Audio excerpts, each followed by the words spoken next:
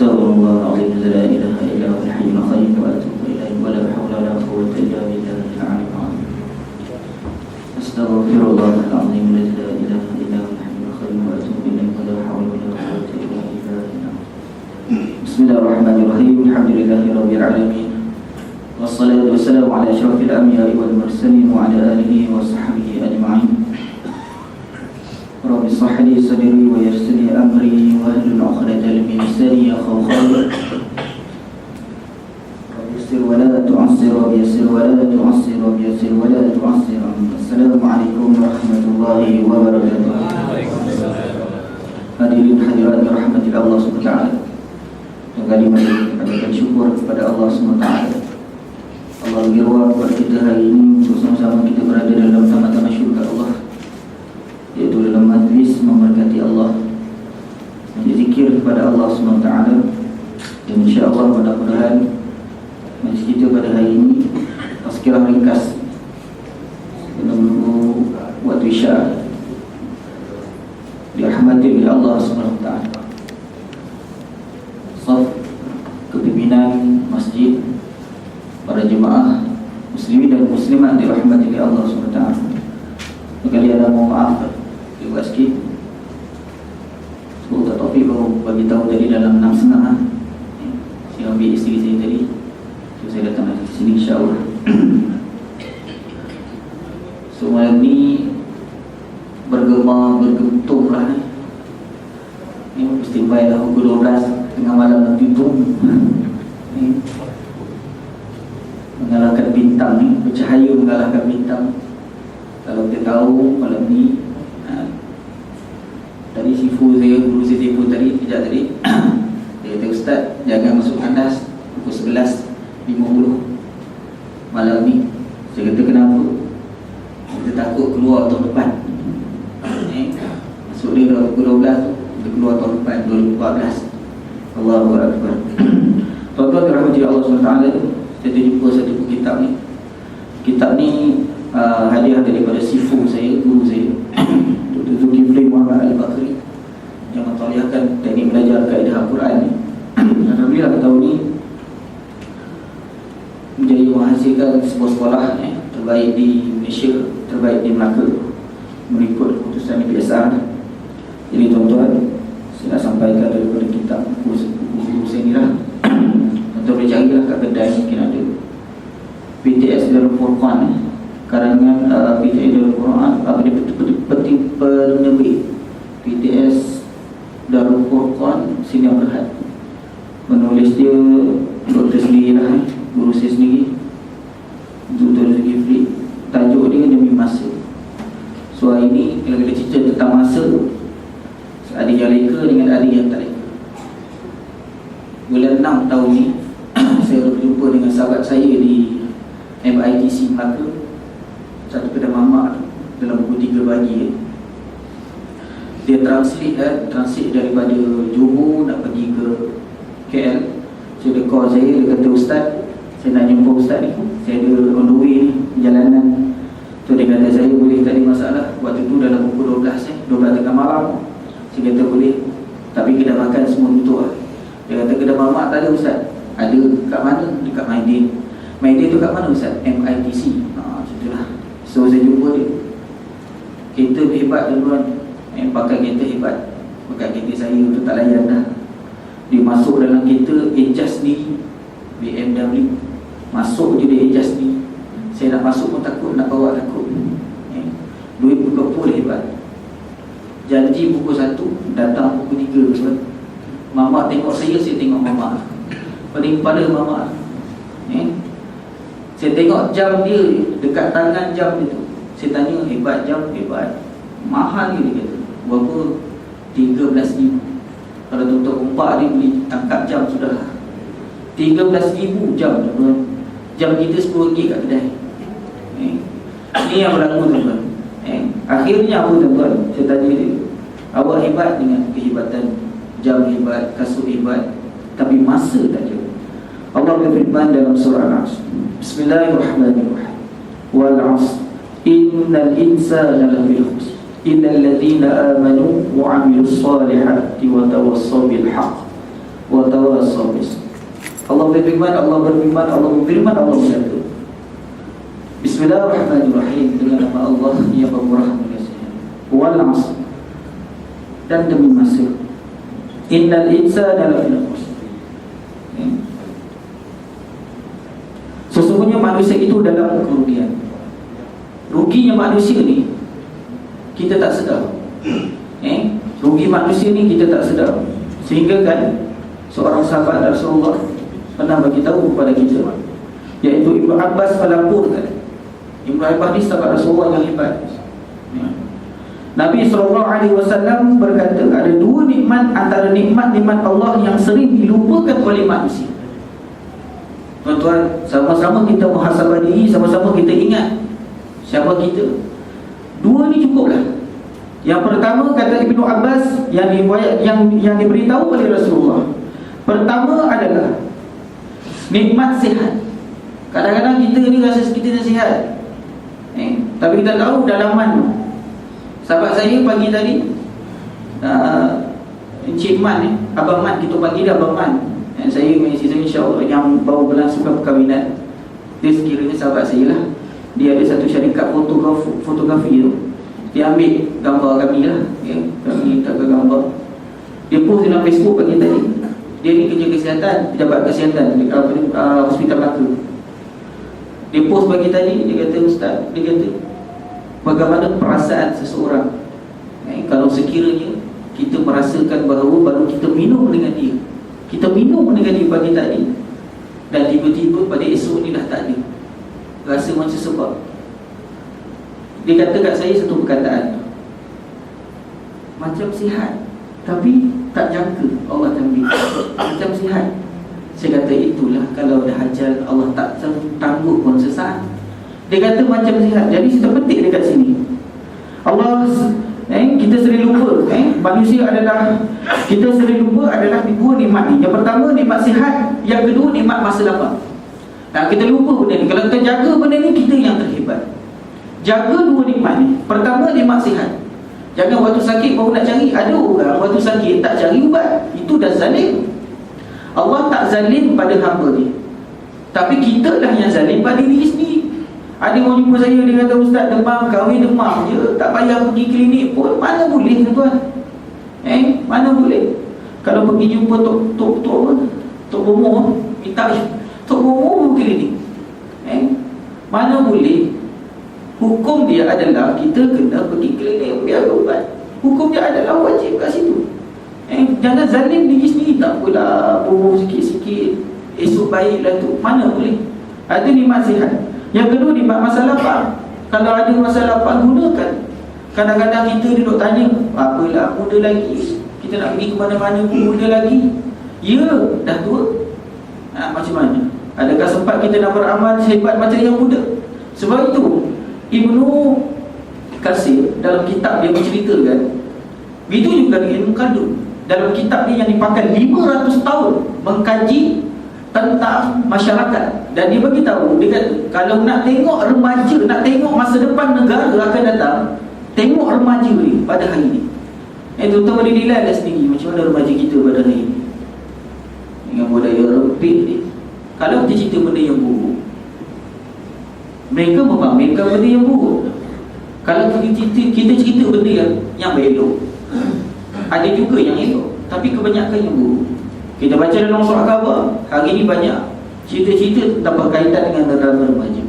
Buang anak, isap gam, sampai tak ada gam isap, minta maaf, bukan nak mencermankan masjid Allah, isap saya lembu dan sebagainya, dan tak ada apa dah pasti isap benda tu. Adakah inikah remaja, tuan-tuan? Jadi hadis ini direkodkan oleh Imam Al-Bukhari. So saya ulang-ulang tadi, Ibnu Abbas melaporkan Nabi SAW berkata, dua nikmat antara nikmat-nikmat yang sering dilupakan oleh manusia. Dua ni, tuan-tuan, ingat. Pertama, nikmat kesihatan. Yang kedua, nikmat masa lapang. Saya suka petik dengan sebuah kata-kata yang dibawa oleh Muaz bin Jabal. Mungkin kata-kata ini boleh muhasabah diri kita, dan sama-sama kita pesan pada yang tak datang, atau pesan kepada anak dan isteri kita. Mudah-mudahan kita menjadi panduan pada diri kita. Pertama, Muaz bin Jabal. Muaz ni adalah seorang sahabat Rasulullah yang pertama yang sangat setia kepada Rasulullah. Apa kata Rasulullah? Dia mengiyakan di antara 10 golongan yang akan ditentukan oleh Allah SWT masuk dalam syurga. Melaporkan Nabi SAW berkata, pada hari kiamat, kaki, kita ada 2 kaki.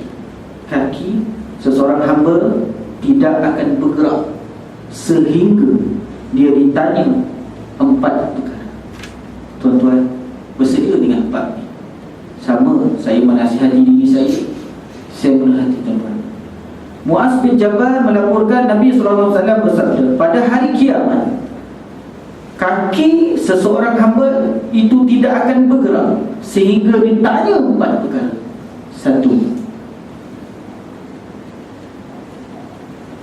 pertama ditanya tentang umurnya, bagaimana dia habiskan.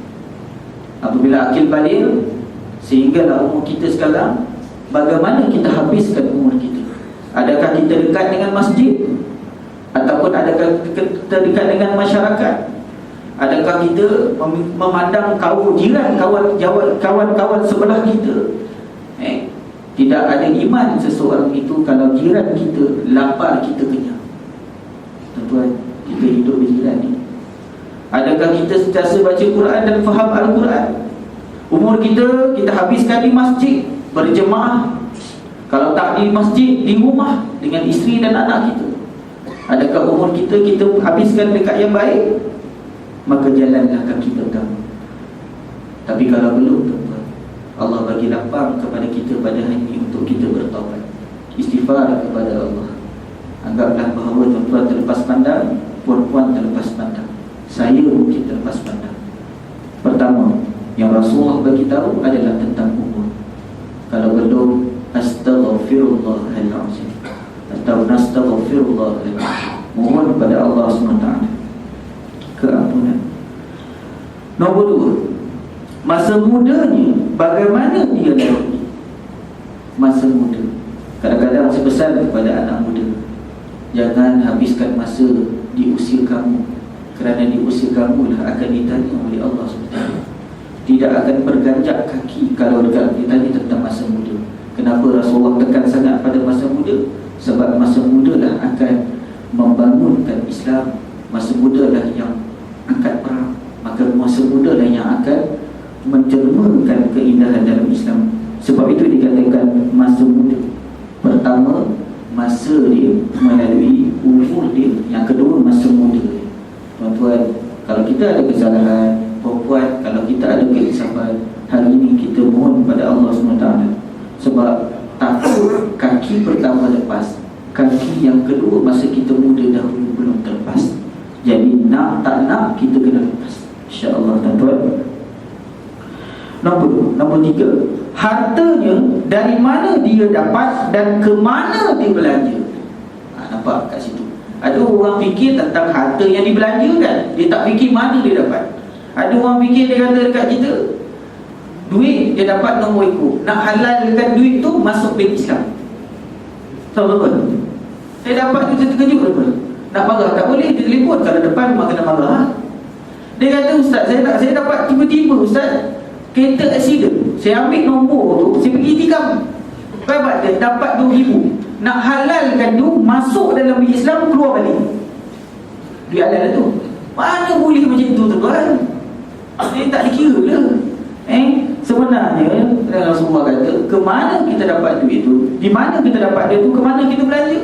Setiap satu sen akan ditanya. Sebab tu saya pesan kepada masyarakat, 5 perkara yang selalu kita lupa tentang subuh, zuhur, asar, maghrib dan isyak. Tak kala Rasulullah naik ke Isra Mi'raj, saya cerita tentang Rasulullah wafat, makcik-makcik menangis.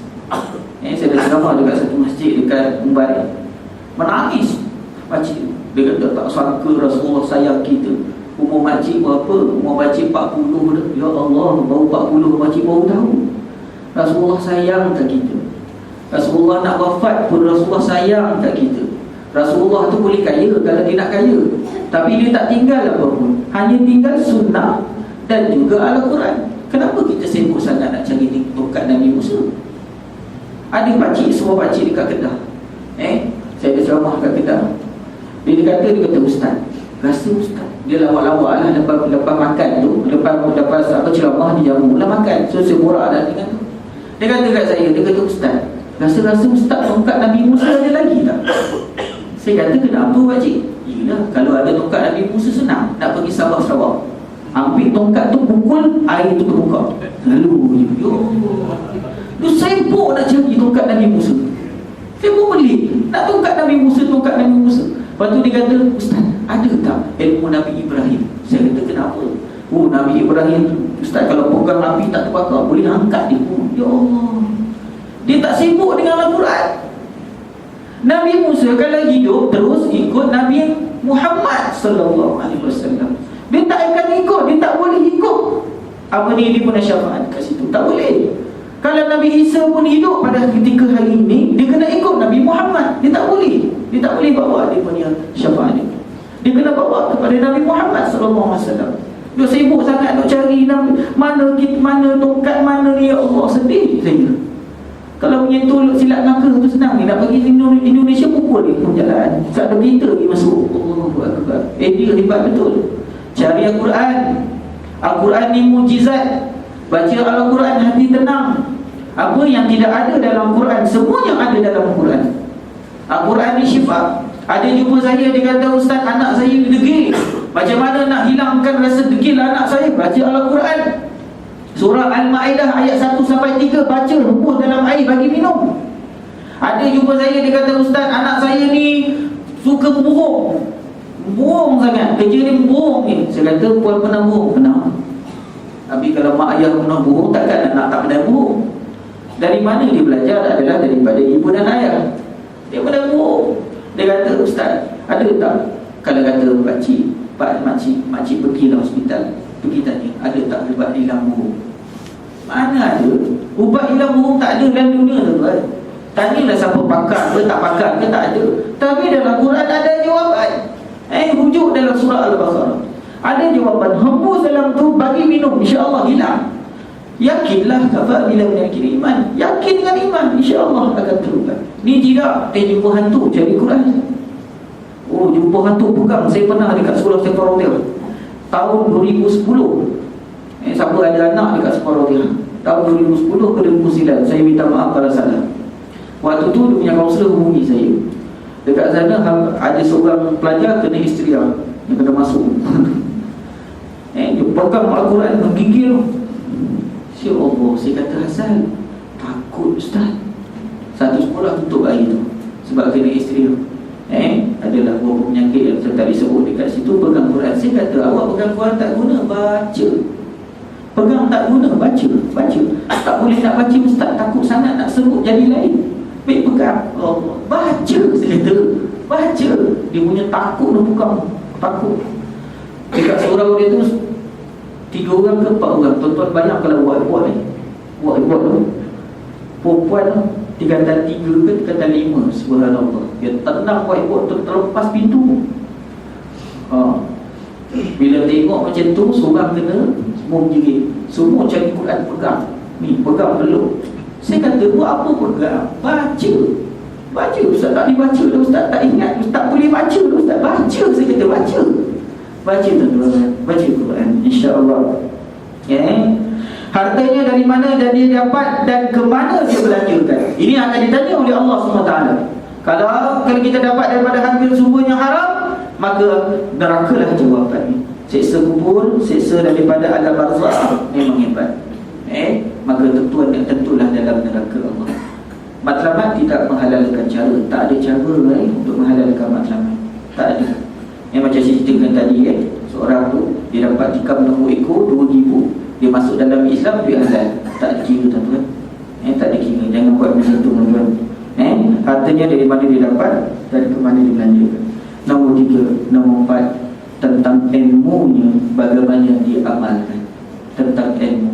Hari ini tuan-tuan dapat ilmu tuan-tuan. Dapat ilmu tentang apa yang saya sampaikan walaupun sedikit. Kalau tuan-tuan tak amal, maka azab Allah akan menunggu.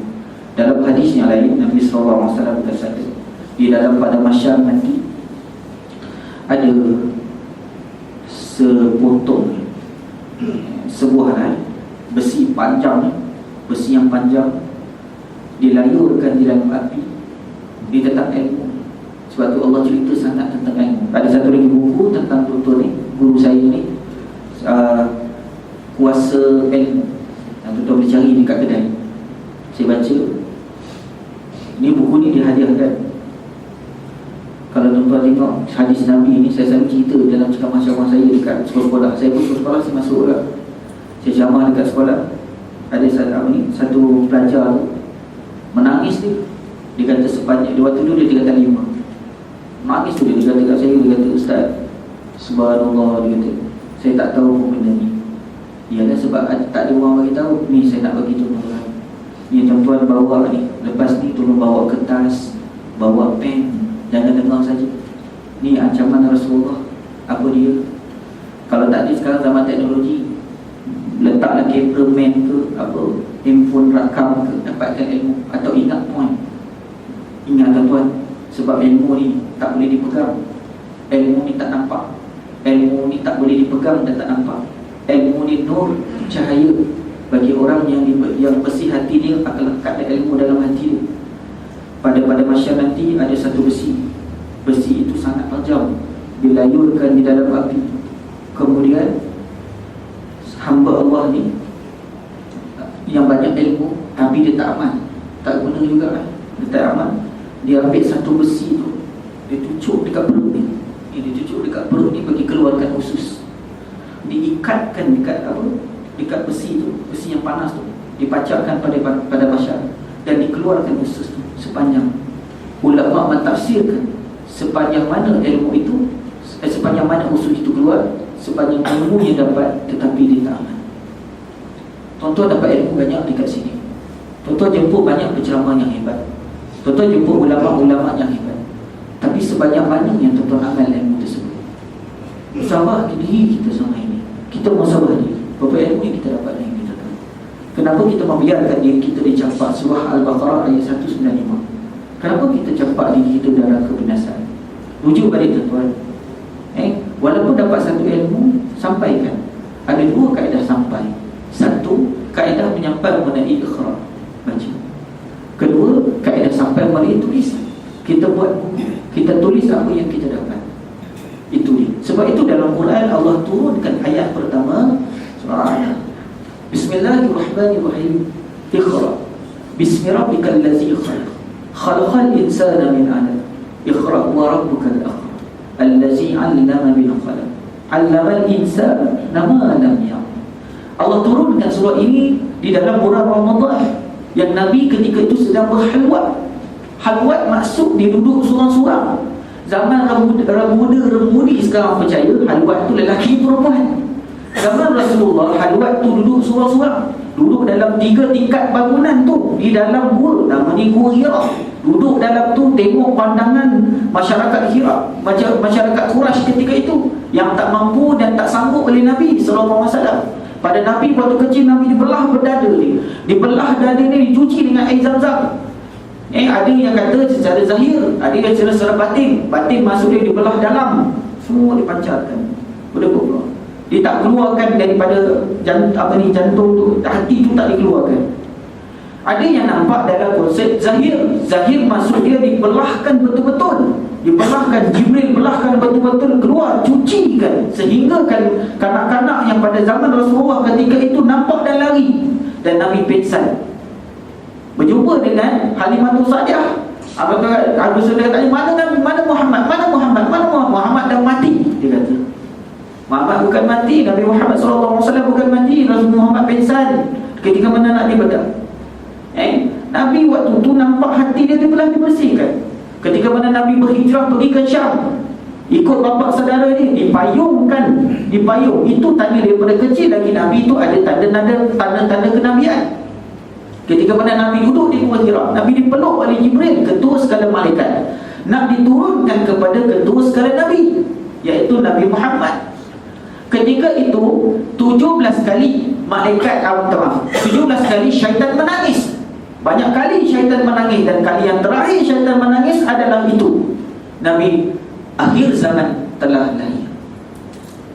Tanda dia ketika mana dia bai'ah dengan Allah, ketika mana dia ingkar dengan Allah, ketika mana dia diusirkan oleh Allah, dan dia beri'ah, dia berjanji dengan Allah, baik kau boleh hidup dan kau boleh asut umat Nabi Adam, cucu-cucu Nabi Adam, tetapi ingat kau tak akan berjaya sebab aku turunkan Nabi. Tapi hari ini yang banyak kita tewas. Jibril nak turunkan kepada Nabi Muhammad SAW dalam keadaan sedih, tuan-tuan, dalam keadaan sedih. Sedangkan Nabi Ummi, tak tahu baca, tak tahu tulis. Kita hebat, kita tahu baca, kita tahu tulis. Ni kita kepik ni, peluh Nabi Muhammad duduk surang-surang dalam Gua Hira dengan nyamuk ni. Nabi Muhammad juga kat situ buat apa? Ada orang Yahudi bagi tahu Nabi Muhammad dekat situ bertapa. Mana ada bertapa? Mereka buat gambar pula tu. Apa gambar dia buat? Ada bentuk syaitan, iblis ke syaitan dekat gua tu. Oi, bagus betul. Bila kita teliti gambar tersebut, mana dia dapat pada zaman Nabi? Mana dia dapat? Dia tak dapat pada zaman Nabi. Yang hebatnya Rasulullah ketika itu, dan berputih-putih Rasulullah, berpeluh-peluh Rasulullah turun dari selimut. Ingat tuan-tuan, ini yang dikatakan kalau kita lupa kepada Rasulullah SAW, maka kita lupa segalanya. Saya suka ulang balik hadis ini, direkodkan oleh Imam Tirmizi. Muaz bin Jabal melaporkan Nabi SAW berkata, pada hari kiamat kaki seorang hamba itu tidak akan bergerak sehingga dia ditanya pada perkara. Kita ulang balik supaya tuan-tuan ingat. Pertama, tentang umur usia masih ada ni. Lepas ni umur dah meningkat. Ada orang seronok sambut 2014, tak seronok sambut awal Muharram. Apa beza? Sama je. Awal Muharram tak seronok sambut. Mereka kata boring, bosan. Kenapa boring? Sebab awal Muharram ni dengan ceramah dia boring betul. Tapi kalau sambut 2014 dengan bunga api dia, dengan berdentum race motor lah. Tadi ada satu konvoi naik motor maju sama-sama nak sampai kepada hilir. Subhanallah, asal kita tak buat macam tu? Konvoi orang ramai pakai sekepan awal Muharram dengan umur dia. Ni dah meningkat ni. Yang mana umur 30 naik 31, yang mana naik 60 standby lah, umur 61.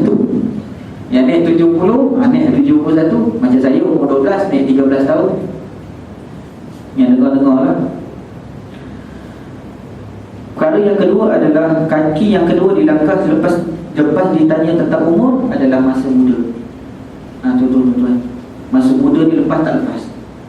Nombor tiga akan ditanya harta. Dari mana kita dapat, dari mana kita habiskan. Kadang-kadang ada yang sampai panchkar di kerajaan, di panchkar, kemudian dia tak jalankan kerja dengan amanah. Sebab itu Rasulullah kata, seseorang yang diberi amanah ibarat dua kaki. Satu kaki di neraka, satu kaki di syurga. Dia tak jalan amanah, maka terkantaslah kaki dia di neraka. Dia jalan amanah, maka stabil atau kekallah kaki dia di syurga. Hanya satu kaki lagi untuk diheret masuk ke dalam syurga. Imam Ghazali pernah tanya anak murid dia lepas suatu asar. Dia tanya banyak soalan, antara satu soalan Imam Syekh Al-Ghazali kata, benda apa yang paling berat? Anak murid dia beritahu, bulan. Imam Syafi'i, Imam Ghazali kata, betul. Tapi ada lagi betul. Matahari, ada lagi betul. Batu, ada lagi betul. Sehinggalah Imam Ghazali kata, setelah dapat daripada anak murid dia jawapan, dia kata apa? Maka kalau kamu nak tahu, benda yang paling berat adalah amanah. Jadi tuan-tuan, dari kita, saya dan tuan-tuan, puan-puan, semuanya ada amanah. Amanah di dunia dan amanah akhirat. Jadi harta yang kita dapat dan harta yang kita belanjakan juga amanah. Nombor 4, tentang ilmu. Tuan-tuan dapat ilmu, sehingga Rasulullah sendiri bagi tahu dalam sebuah hadis yang sangat sahih, talabil ilmi faridatan ala kulli hal muslim wal muslimat. Betul, ilmu itu adalah wajib Ada orang kata kat saya, dia kata wajib itu bagi orang yang berumur duduk kat masjid. Salah. Siapa dia di kalangan anak muda? Tuan-tuan ada anak muda, puan-puan ada anak mudi. Pesan kepada mereka, nak dapat naungan arasy Allah yang tidak ada doa dihijab, yang tidak ada doa ditutup, maka anak muda kena cinta kepada masjid. Pesan tuan-tuan. Nak dapat doa yang baik, nak dapat kebaikan, nak dapat benda yang baik dalam dunia, anak muda ni formula dia.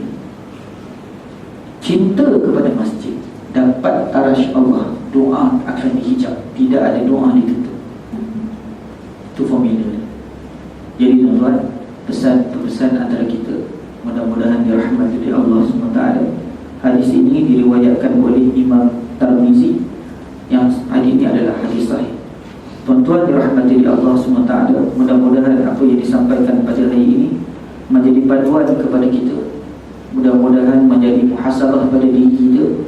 Saya memesan kepada diri saya sendiri, dan saya memberi panduan kepada tuan-tuan. Apa yang disampaikan oleh guru saya sampaikan kepada tuan-tuan balik. Mudah-mudahan dirahmati, dan sama-sama kita berada di dalam tangan syurga Allah. Kita dirahmati oleh Allah SWT. Semoga sama-sama kita mudah menghadapi sakaratul maut, dan juga kita mudah dihisab di neraca mizan Allah, dan kita mudah meniti siratullah, dan kita sama-sama masuk di dalam golongan yang pertama akan dibangkitkan adalah golongan kita adalah Nabi Muhammad, dan sama-samalah kita pergi masuk ke dalam syurga Allah bersama dengan Nabi Muhammad sallallahu alaihi wasallam. Ketika mana Nabi Muhammad sedih, nak dicabut, nak di sakaratul maut kan, Nabi Muhammad ditanya, Nabi Muhammad tanya pada Jibril, apa yang kau bagi padaku? Jibril pun kata, setelah kau wafat, malaikat 1000 beratus-ratus trilion malaikat sedang menunggu berbaris kau masuk ke syurga, dan ada singgasana yang menanti kau di sana. Nabi Muhammad sedih. Jibril tanya, kau tak gembira dengan berita yang aku sampaikan ini? Maka Nabi Muhammad kata, aku tidak gembira. Yang aku gembira apa yang Allah sediakan kepada umatku. Maka Jibril berkata, semua urusan berkaitan akhirat akan didahului oleh umatmu.